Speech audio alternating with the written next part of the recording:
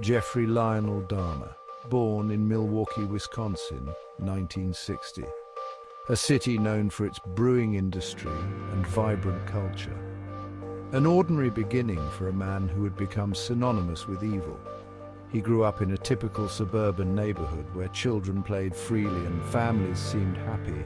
Dahmer's childhood seemed unremarkable, a quiet boy often seen sitting alone, lost in his thoughts, some early signs of trouble, a fascination with animal bones. He would collect and examine them, a hobby that seemed innocent but hinted at a deeper, darker curiosity, a growing detachment. The seeds of something darker were already being sown.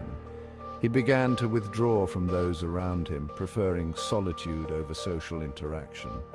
As a teenager, Dahmer became increasingly withdrawn. He spent more time alone, often staring out windows or sitting quietly at his school desk, lost in his own world. His parents' tumultuous relationship crumbled around him. The constant arguing and eventual separation left a deep impact on young Jeffrey. He found solace in morbid fantasies. Alcohol became an escape. He started drinking heavily, even at a young age, to numb the pain and confusion he felt. His fascination with death intensified. The line between fantasy and reality began to blur. He would spend hours in dark, eerie rooms, letting his disturbing thoughts consume him. Despite the outward appearance of a normal family, the cracks were evident. Jeffrey's behavior grew more erratic and his family struggled to understand the depth of his inner turmoil. In high school, his odd behavior became more noticeable. Classmates recalled him as distant and strange, often making crude jokes and pranks that hinted at his dark sense of humor. The isolation he felt at home extended to school. He was often seen wandering the empty hallways, a loner in every sense of the word. The home that once held the promise of a bright future now stood as a silent witness to the brewing storm within Jeffrey Dahmer. His early life, marked by isolation and a growing darkness, set the stage for the horrors that were yet to come. Dahmer's dark urges surfaced. His first victim, hitchhiker Stephen Hicks, lured to Dahmer's home, murdered in cold blood, dismembered and disposed of. The beginning of a horrifying pattern. A monster was born. Over the next few years, Dahmer drifted. He joined the army, discharged for alcoholism, returned to Milwaukee. His urges resurfaced with a vengeance. He began frequenting gay bars, preying on vulnerable young men, luring them back to his apartment of horrors. The body count rose. Dahmer's methods became more depraved. Drugs, torture, cannibalism. He posed his victims, photographed his gruesome trophies. The smell of death permeated his apartment. Neighbors complained, but the killings continued. Milwaukee was on edge. Whispers of a serial killer spread through the gay community. Fear hung heavy in the air. The police were under pressure. A killer was on the loose, and they seemed powerless to stop him. July 22nd, 1991, Tracy Edwards, Dahmer's would-be victim, escaped. He fled into the night, handcuffed, flagged down police officers. Edwards led them back to Dahmer's apartment. What they found would shock the world. Inside the apartment, a scene of unimaginable horror.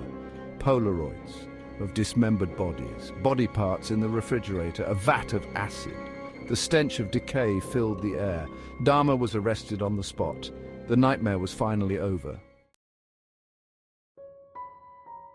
Twisted motives, nature versus nurture.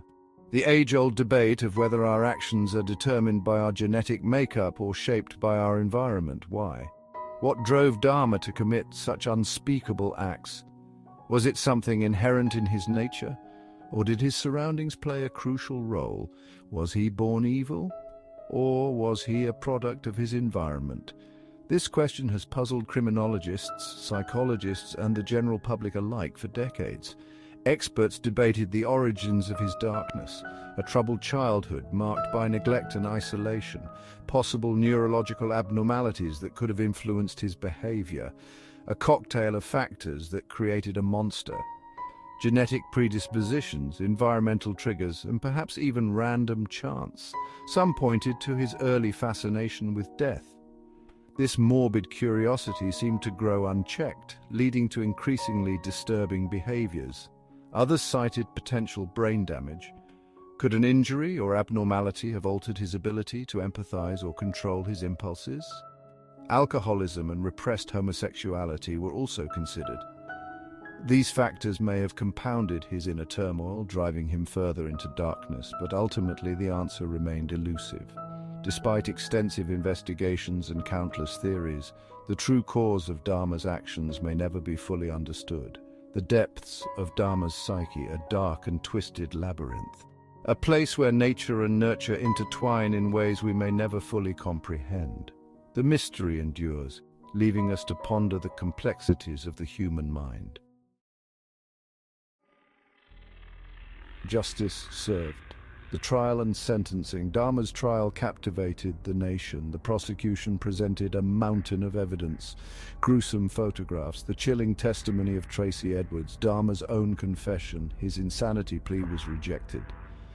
The jury reached a verdict guilty on 15 counts of murder. Dahmer was sentenced to 15 consecutive life sentences, no possibility of parole. He was sent to Columbia Correctional Institution, justice at last for his victims. Unhealed wounds, the victims and their families. The impact of Dahmer's crimes was immeasurable. Families shattered, lives cut tragically short. The victims, mostly young men of color, their stories often overlooked, their memories forever stained by tragedy. The families of the victims grappled with their loss, the pain, the anger, the overwhelming grief. Many felt let down by the system, their voices unheard, their loved ones reduced to statistics. A community scarred Milwaukee in the aftermath. The city of Milwaukee was forever changed. The Milwaukee monster had cast a long shadow, fear and suspicion lingered. The gay community was particularly traumatized, stigmatized and silenced, their grief compounded by prejudice. The Dahmer case exposed cracks in society, the failings of the criminal justice system, the consequences of homophobia and racism. It forced a conversation about mental health, a call for greater understanding and compassion. Lessons learned, law enforcement and the Dahmer case. The Dahmer case became a textbook example of missed opportunities, missed warning signs, overlooked evidence. The police faced criticism for their handling of the investigation, accusations of negligence and bias. The case led to changes in police procedures, improved training for missing persons cases, a greater emphasis on community policing. The tragedy served as a stark reminder: justice delayed is justice denied. The enduring shadow, Dahmer's dark legacy, a name that sends shivers down the spine, a story that continues to haunt the collective memory of society. Jeffrey Dahmer was murdered in prison in 1994. His death, however, did not bring the closure many had hoped for. His death brought little closure. The echoes of his heinous acts still reverberate through the corridors of time, leaving an indelible mark on the psyche of those who remember. His name became synonymous with evil, a symbol of the darkest depths of human depravity, a cautionary tale of unchecked desires and monstrous actions, a chilling reminder of the darkness that can lurk beneath the surface. The facade of normalcy can often hide the most sinister of intentions. His case continues to fascinate and horrify. The macabre details of his crimes captivate the morbid curiosity of the public, drawing them into a world they can scarcely comprehend. Books, documentaries and films explore his crimes. Each new retelling attempts to unravel the enigma of Dahmer, to understand what drove him to commit such unspeakable acts, trying to make sense of the senseless. Experts and amateurs alike pore over the details, seeking answers that may never fully satisfy. But the true horror of Dahmer's legacy lies in the victims. Innocent lives cut short, dreams shattered, families left to pick up the pieces. Their stories must be remembered. Each victim had a life, a story, a future that was cruelly stolen from them. Their voices must be heard. In the midst of the sensationalism, we must not forget the human cost, the real people behind the headlines, lest we forget the human cost of evil. The legacy of Jeffrey Dahmer is not just one of horror, but a stark reminder of the fragility of life and the importance of remembering those who suffered.